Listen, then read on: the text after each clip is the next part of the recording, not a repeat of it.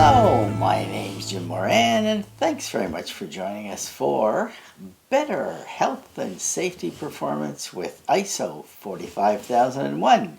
This is Clause 7 Support. You can reach me at jim@simplifyiso.com or over here on our website with this handy contact button.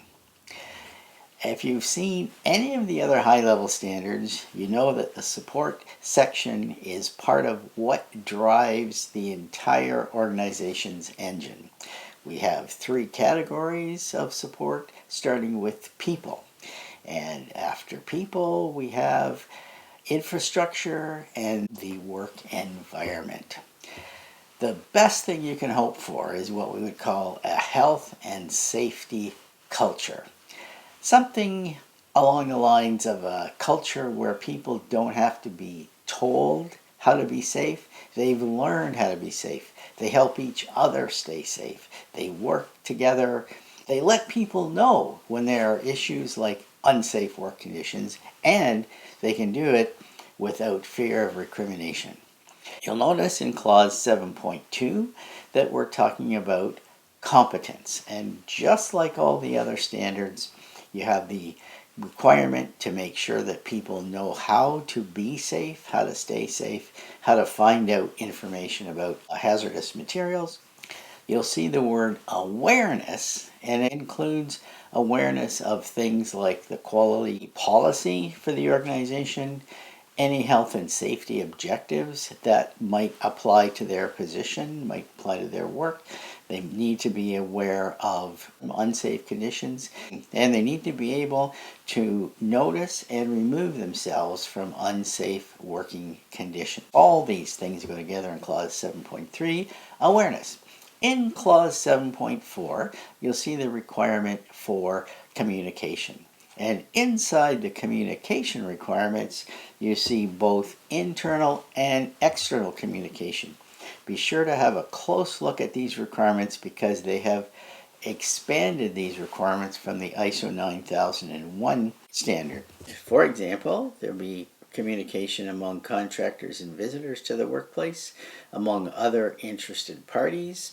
You need to determine how to communicate, and you also need to make sure that external communications are clear enough, understandable enough, and make sure that they're available to all interested parties. You must make sure that you take into account the views of external parties when you're establishing your communication process. And that includes in the internal communication side, using the input from workers to determine how to communicate. You need to find the best ways to stay in touch with your workers, get their feedback, and make sure you take into account their abilities, their skills, their needs for the communication process. And remember the words from a video in the early 80s, communication is a synonym for life.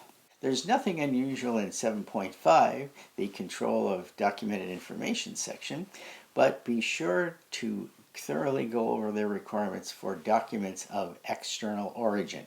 Don't miss any of those. Be sure to check out the annex at the back of the standard, clauses A7.1 to A7.5 for more information. And if you get a chance, slide on over to ISO 45002.